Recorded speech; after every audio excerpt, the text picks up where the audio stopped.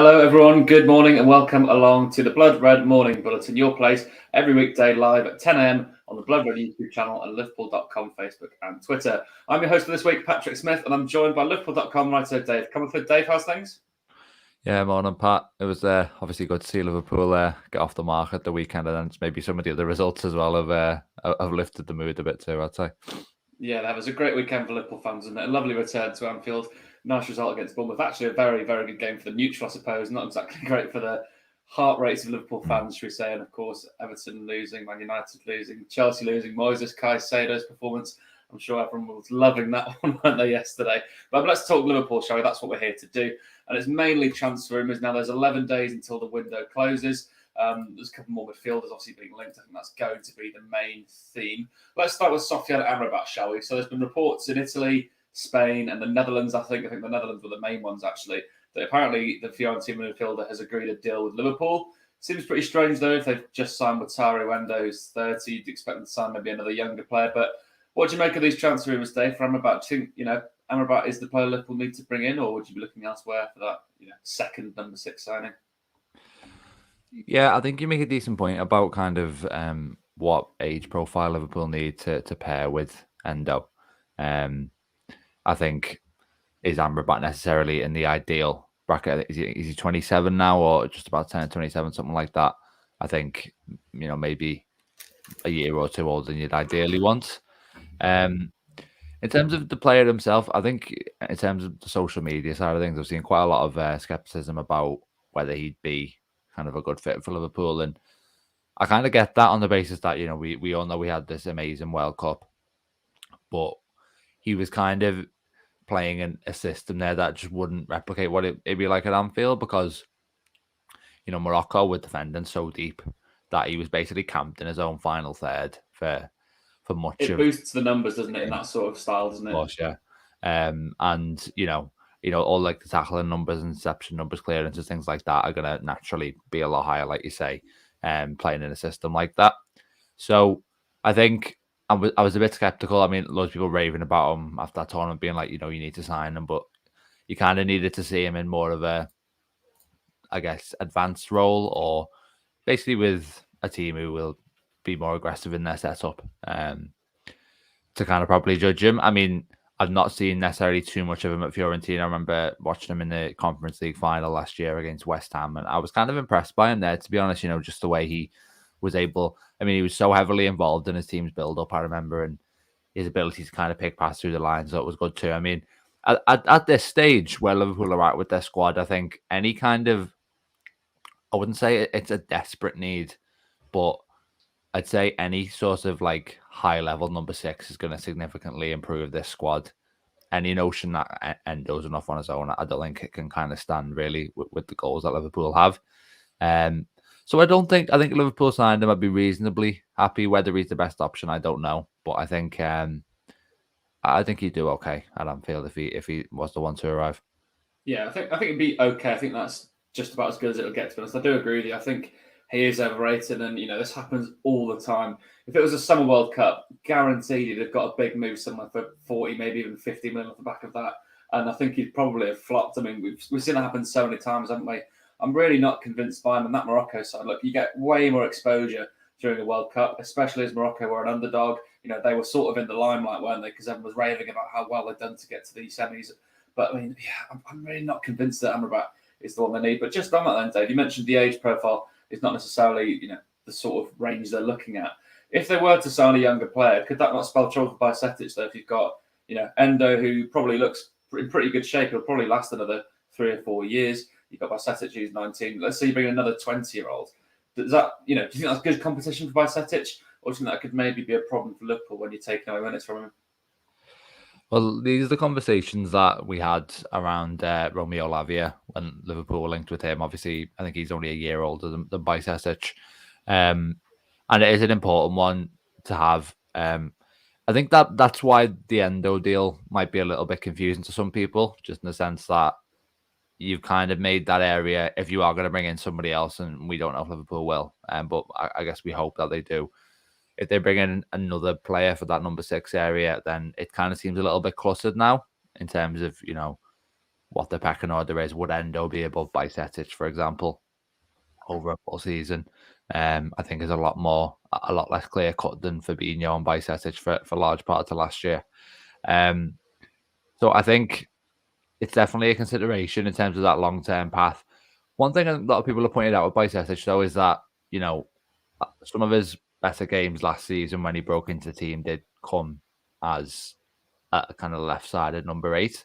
Now, the system has changed a bit since then, and that left-sided 8, because of Liverpool playing a box midfield now, is a bit more advanced. So I'm not sure it suits him quite as well as it would have last year. But I do think still the number 6 position isn't necessarily his only avenue into the side. And also, we don't know, I suppose, if this system's going to be here to stay. I mean, already there's talk about, the system came in last year because Fabinho was struggling, because it was getting the best out of Trent Alexander-Arnold. Do Liverpool still need to do it with the personnel they have now? So, the situation's still kind of fluid at the moment. I would definitely be having quite a lot of regard for protecting Bajcetic's development.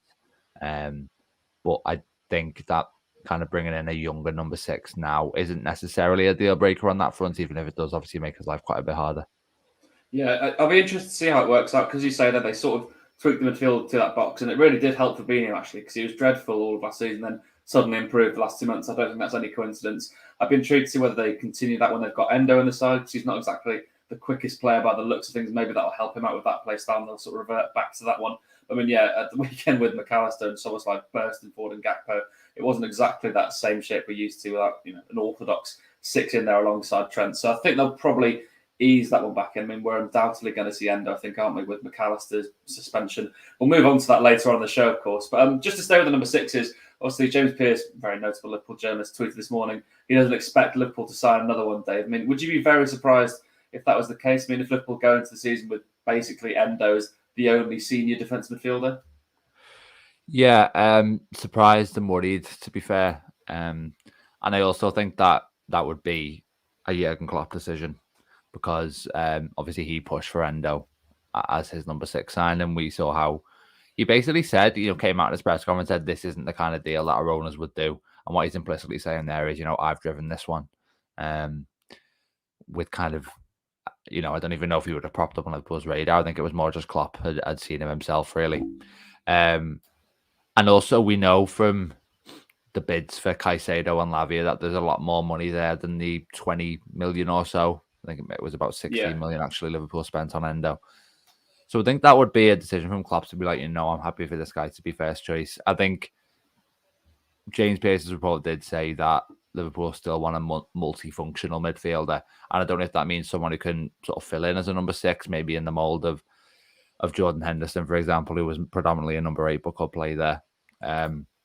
So it's not necessarily the end of the world, but I do think there's a strong argument to get a specialist in, really. It just feels like that the squad, and especially that defensive midfield area, just wouldn't be complete with that one, I suppose.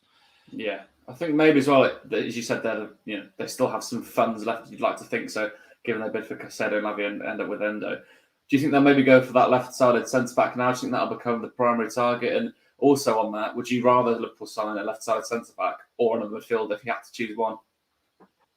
That's a very good question. I mean, last week it was clear cut, I'd say, in terms of we needed another defensive midfielder more. Now that Endo's in, it's much more complicated, which I suppose is why you asked. But I think, I don't know, I'd probably still just about lean towards another defensive midfielder, just because Endo is still so much of an unknown quantity. Like, I thought his debut was okay, but like it was 25 minutes with 10 men against Bournemouth. It's hard to read too much into that. I think if you're asking me right now, I'd still lean towards that. I mean, I think we can probably manage better with our current defensive options than we can with our current defensive midfield options, really. So that's how I kind of see that one. I mean, if Liverpool allow it to get to the end of the window now without kind of a big addition at either left-sided centre-back or defensive midfielder, and I just don't know what they're doing, to be honest, because those are the two glaring holes in their squad. They've got the money to do it. I think it would just be pretty negligent to not address either at this point. And I suppose that is the only pretext with which fans would accept, a lack of further investment in the midfield is that if it's being directed to a really good new centre back to kind of patch up that hole that Liverpool have to. Yeah, I'm going to give an absolute cop-out answer myself to my own question and say I think they should sign both. Because if you can bid 150 million for Kai, 110 million for Caicedo, spend 15 of that on Endo, there's still supposedly 80, 90 million left there, which is enough to get you, I think, a Gonzalo Inacio or maybe a Piero Hincapié, and then another midfielder. I mean, Amrabat maybe would be the one, or perhaps maybe rather than Gravenberch is another one who's been heavily linked once again. Dave, I mean, Gravenberch has been linked for the past year, I suppose, hasn't he? I think it's the Telegraph. I've just written it. Yeah, publication in the Netherlands. They've claimed there's interest in both Liverpool and Manchester United. Now, what do you make of that one? Would Gravenberch be one? Because you said maybe they signed someone in that Henderson mould who does play as an 8, but could perhaps slot in as a 6. I mean, Gravenberch is a big physical presence. Do you think he could maybe fill in that role? I think as it stands right now, he's probably the most likely signing between now and the end of the window. Just because the link kind of, I remember seeing it in the spring, I think, well before the transfer window. Start of the window, it was there too, maybe died down a little bit. Now the fact that it's come back makes me think, there's actually something in this. Liverpool are trying to get it done. Reminds me a lot of Levi Colwill in the sense that it's basically a top club, young player, struggling to get in the team, and they have a decision to make. Do they cash in or do they integrate him, basically? Otherwise, he's going to push to go. I think, so like I say, I think there's a strong chance that he's going to be Liverpool's primary target in midfield for the next, however long's left of the window, a couple of weeks. So do I think he'd be a good signing? Probably, yeah. I think I'd still rather a number 6 who's more of a specialist than him. That's probably more the profile that I want. It just feels like a little bit of a strange solution to where Liverpool are at the moment. I mean, when Henderson and Fabinho left, people called for a number 6 and a number 8 to come in. And I suppose technically Liverpool have done both of those things. It's just the Endo solution. I mean, Endo, I think, is going to be a perfectly fine player for Liverpool, but not much more than fine. So to kind of go for a not makeshift solution, but a weaker solution in that area, and then go for Gravenberch, which would be a bit of a strange approach for me. And to be honest, I've been like a fan of this link the whole time, just because we know how much Klopp improves players and the potential that Gravenberch just showed. I think Klopp could unlock that on a more consistent basis. It's just, I don't know, it would seem like a bit of the timing of it at the moment would just seem a bit odd to me, but I can't shake this sense from everything that I see that Liverpool are essentially at the moment sitting there like, if they're going to sign another midfielder, it's going to be they get the green light that Gravenberch is available and they go for him. And obviously the complicating factor there is that Man United might want him as well. Yeah. And then maybe you get another situation like you had with Chelsea where you're ended up in a bit of a bidding war over a player. And I think it'd be interesting with those two teams because Man United have just signed Mount, Liverpool have just signed Mac Allister and Szoboszlai. Where does he see his best opportunities being? I mean, that's probably a whole other conversation for another day, I guess. Yeah, it's certainly an interesting one, isn't it? I mean, I'm a huge fan of Gravenberch as well. I've watched him a few times at Ajax. I've not actually seen him play at Bayern Munich, and by all accounts, it's not exactly gone very well for him. But it's a difficult one, isn't it? I think they'd be signing him not as someone who could potentially become a 6. He'd obviously be in that advanced position where I think that would be the end of Cody Gakpo midfield. Maybe that's why Gakpo has been playing there in the meantime, because Klopp wants to bring another player into that position, which I think Gravenberch would absolutely suit if you had, a choice of 4 between Gravenberch, Szoboszlai, Mac Allister and Elliott rotating through all the competitions Liverpool are going to be in this season. It's not a bad position to be in, but then also I don't think that makes any sense. I think if you sign a midfielder, you obviously need to sign a number 6 who can, rotate with Endo and maybe Bajcetic, and Bajcetic could also maybe step into that advanced role. But yeah, certainly an interesting link. I'm a big fan of Gravenberch. Maybe they'll get that one over the line. Young as well, and as you say, Dave, Klopp does improve those players. If he can make Cody Gakpo play pretty well in midfield, I'm sure he could turn Gravenberch into a 6, couldn't he? He's got that big physical presence that you'd need, sort of like the Fabinho lighthouse technicalities in that one. But just to end the show, then let's touch on Alexis Mac Allister's red card. It's been the talk all the weekend. There's no news as of yet as we're recording this at 10 a.m. on Monday morning, Dave. But what do you make of it? Do you expect an appeal to be made, and do you think they'd be successful if they did so? I think they will appeal. I think there was a hint of Klopp doing that. I think the reaction from the media since then will only have strengthened Liverpool's confidence about this one. So I fully expect them to lodge one, especially the fact that they're going to Newcastle at the weekend. I mean, maybe if the next sequence of games was all against teams who were probably going to be in the bottom half, then they think, you know what, maybe it's not worth the hassle. But I think with it being not only Newcastle but also the Aston Villa game. I mean, we saw Aston Villa did to Everton on Sunday. You know, recovering from a poor start to the season, that's going to be very difficult too. Mac Allister, I think, as a kind of a marquee buy, looks like a crucial player already for Liverpool. So I think they will appeal it. I'm less kind of sure about whether it's going to be a success or not, to be honest. I was reading in the Echo this morning that the reasons that were given were that Mac Allister studs were showing and that the challenge was quite high. So I wonder if they're just going to kind of hide behind that explanation and be like, you know, it is a red card challenge, but for me, it's all about the force, and there really wasn't much at all. You know, he approached the challenge quite sort of. I think he jogged up to him really more so than anything else. So, yeah, I mean, we'll see what happens with it. I think the fact that there's pretty much a consensus that it wasn't a red gives you optimism, but it feels like the bar to overturn it will also be very high. So we'll see what happens on that. Yeah, I mean, it's scary times. It's swiftly turning towards a non-contact sport. I mean, we have to remember football is a contact sport.